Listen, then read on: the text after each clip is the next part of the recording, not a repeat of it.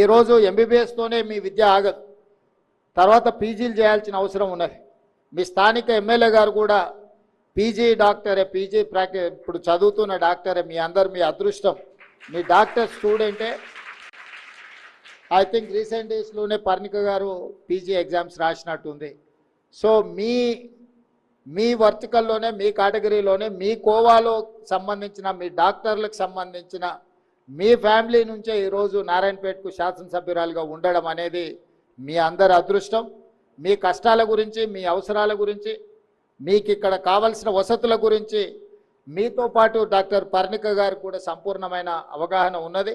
తప్పకుండా ఈ నారాయణపేట జిల్లాకు కావలసిన ఈ ప్రాంతంలో ప్రారంభించబోయే మెడికల్, నర్సింగ్ అండ్ పారామెడికల్, అదేవిధంగా ఇంటిగ్రేటెడ్ రెసిడెన్షియల్ స్కూల్స్, వీటన్నిటిని కూడా నిధులకు ఇబ్బంది లేకుండా సంపూర్ణమైన అభివృద్ధి కార్యక్రమాలను ప్రభుత్వం ముందుకు తీసుకెళ్తుంది.